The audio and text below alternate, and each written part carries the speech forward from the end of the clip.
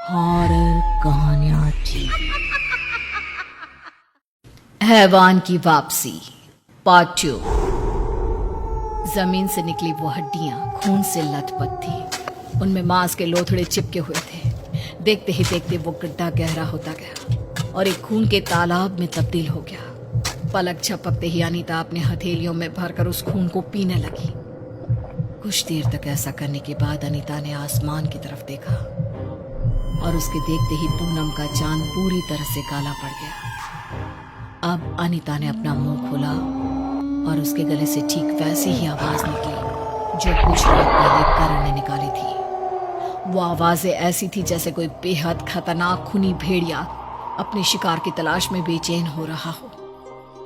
आवाज उनके घर के आंगन में बेतहाशा गूंज रही थी, पर कमलेश को कुछ सुनाई नहीं दे रहा था। वो अभी भी गहरी नींद में था, लेकिन घर के दरवाजे पर खड़ा करण अपनी माँ को ये सब करते देख एक रहस्यमयी राक्षसी हंसी हंस रहा था। अब करण भी एक बार आसमान में चांद की तरफ देखता है, जिसमें एक बेहद खौफनाक दिखने वाले दरिंदे का चेहरा नजर आ रहा था।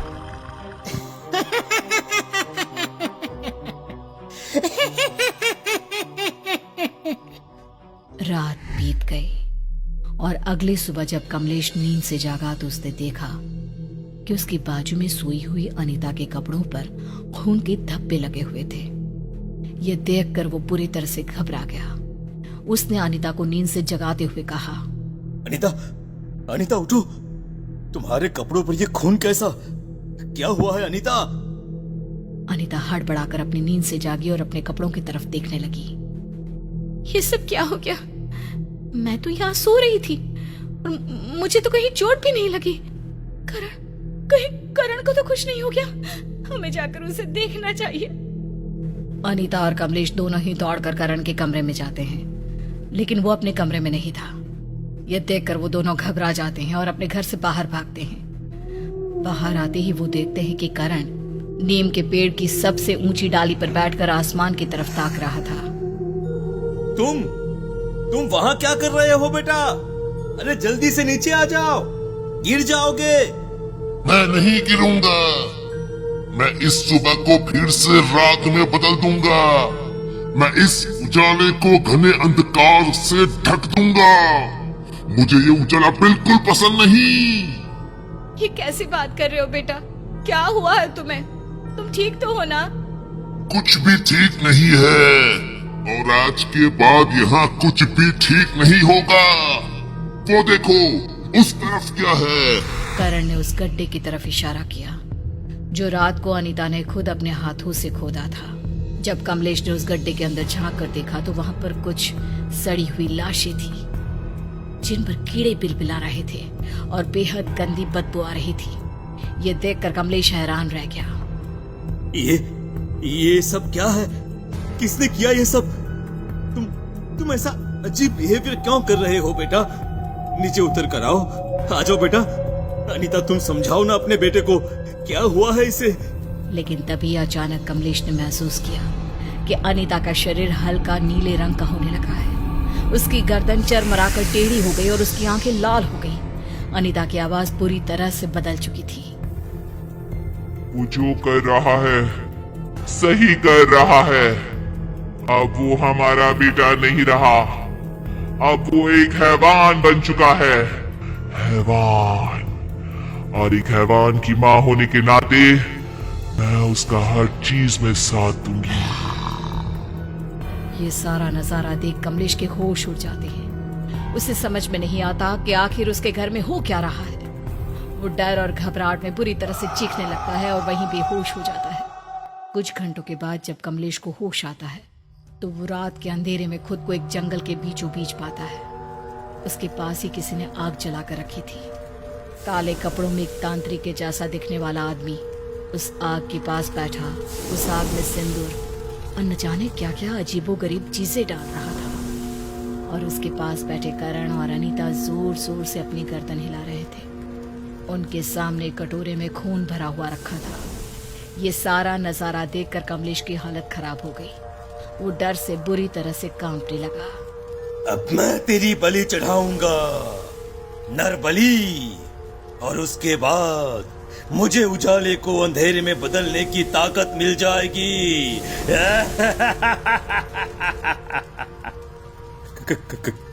कौन हो तुम? और मेरी पत्नी और बच्चे के साथ क्या किया है तुमने? क्या चाहते हो बताओ? मैं हूं अघोरी तांत्रिक। तुम इंसानों की बलि चढ़ाकर मेरी ताकतें बढ़ती है। तुमने देखा तो होगा ही कैसे तुम्हारा बेटा अपनी उंगली के एक इशारे से देखते ही देखते किसी भी इंसान को जिंदा लाश में तब्दील कर सकता है। वो है मेरी ताकत। ये तुम क्या कर रहे हो? वो मेरा बेटा है, कोई हैवान नहीं जो ऐसा करेगा। कमलेश का जवाब सुनकर तांत्रिक ने एक नजर उसकी पत्नी अनीता की तरफ देखा, जिसका चेहरा पूरी तरह से सिंदूर में रंगा हुआ था। उसकी आंखें आग उगल रही थी। तांत्रिक की तरफ देखते ही अनीता जोर जोर से हंसने लगी। ये सच कह रहा है, हमारा बेटा हैवान है और उसने मुझे भी अपने जैसा बना लिया है। मैं काली शक्तियों की इस दुनिया में बहुत खुश हूं। और जानते हो, वो उसकी क्लास में पढ़ने वाला बच्चा, उसे मैंने और करण ने ही मिलकर मारा था। अब तो आपको यकीन हो गया ना कि आपका बेटा काली शक्तियों का बादशाह बन चुका है। और अब अगर आपने मेरा साथ नहीं दिया तो मैं भूल जाऊंगा कि आप मेरे पिता हैं। क्या क्या क्या क्या चाहते हो तुम मुझसे? इस सवाल का जवाब मैं तुम्हें दूंगा। मैं तुम्हें एक खून से भरा हुआ बर्तन दूंगा। तुम्हें अपने आसपास रहने वाले लोगों के खाने में किसी भी तरह से उस खून की बूंदें डालनी होगी, ताकि धीरे धीरे वो भी हैवान बन सके और हम हैवानों की ताकत बढ़ती जाए। हाँ, मैं ऐसा कुछ नहीं करने वाला। मैं अपने जीते जी जिंदा लोगों को हैवान नहीं बनने दूंगा। तुम्हारी इन काली शक्तियों को बढ़ाने में मैं तुम लोगों का साथ कभी नहीं दूंगा। मारे जाओगी, तुम मारे जाओगी, ठीक वैसे ही जैसे मैं मारी गई। मारी गई? अरे अनीता, ये क्या कह रही हो तुम? तुम तो मेरी आंखों के सामने जिंदा बैठी हो। ये तुम्हें जिंदा दिखाई दे रही है क्योंकि इसका शरीर जिंदा है, लेकिन इसकी आत्मा को मैं खत्म कर चुका हूं। एक इंसान को हैवान बनने के लिए अपनी आत्मा को खत्म करना होता है। ये शरीर से तुम्हारी पत्नी है, लेकिन इसके अंदर एक बेहद खतरनाक दरिंदा छुपा हुआ है। तांत्रिक की बात सुनकर कमलेश समझ जाता है कि उसने करण और उसकी पत्नी अनीता को पूरी तरह से अपने वश में किया हुआ है। तभी कमलेश की नजर करण और अनीता के गले में पहने हुए एक काले ताबीज पर पड़ती है।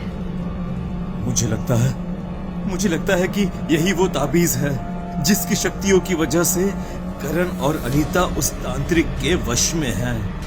कमलेश अपनी पत्नी और बच्चे को उस तांत्रिक के जादू से बचाना चाहता था और इसीलिए उसने अचानक से बेहोश होने का नाटक किया और धड़ाम से जमीन पर गिर पड़ा।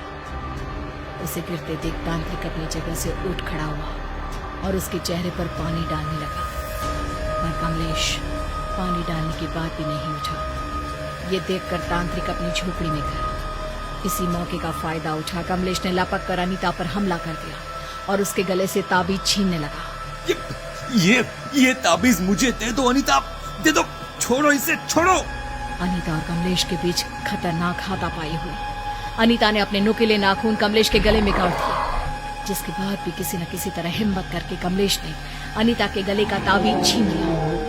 इस सारी घटना के दौरान काली शक्तियों की तंत्र क्रिया में व्यस्त करण का ध्यान अभी तक उन दोनों पर नहीं गया था, लेकिन जैसे ही अनीता के गले से वो ताबीज हटा, उसे एक झटका लगा और वो होश में आ गई। ये सब क्या हो रहा है? हम यहाँ क्या कर रहे हैं? और ये मेरे कपड़े और आपके गर्दन पर ये चोट कैसे? अभी ये सब बताने का वक्त नहीं है अनीता। हमें अपने बेटे को बचाना होगा। वो एक खतरनाक तांत्रिक के जाल में फंस चुका है। हमें उसे यहाँ से लेकर जाना होगा। अनीता अपने पति की बात समझ दबे पांव करण के पीछे जाती है और झटके से उसके गले का ताबीज निकाल देती है। तभी अचानक से वो घनी रात चमचमाती दोपहर में तब्दील हो जाती है और वो तांत्रिक अपनी झोपड़ी से निकलकर बाहर आता है। ये तुमने ठीक नहीं किया। तुमने मेरी शक्तियों पर वार किया है। मैं तुम्हें छोड़ूंगा नहीं। अनीता और कमलेश की कुछ भी समझ में नहीं आ रहा था कि अब तांत्रिक के हमले से कैसे बचा जाए। तभी अचानक से अनीता बिना कुछ सोचे समझे सामने पड़ी हुई राख को उठाकर तांत्रिक के ऊपर फेंक देती है और देखते ही देखते वो तांत्रिक जमीन पर गिर जाता है। ये तुमने कैसे किया अनीता? तुम्हें कैसे पता कि इस रात से तांत्रिक बेहोश हो जाएगा? मुझे नहीं पता था। मुझे बस बचने का जो तरीका सामने दिखा मैंने वो कर दिया। बाकी हमारी किस्मत है। अभी हमें जल्दी यहाँ से चलना चाहिए। कमलेश और अनीता करण को लेकर वहां से चले जाते हैं। घर पहुंचने के कुछ घंटों बाद करण होश में आ जाता है और अपने माँ बाप को बताता है कि कैसे घर छोड़कर जाने के बाद इस तांत्रिक ने उसका अपहरण किया था और उसके बाद उसके साथ क्या क्या हुआ।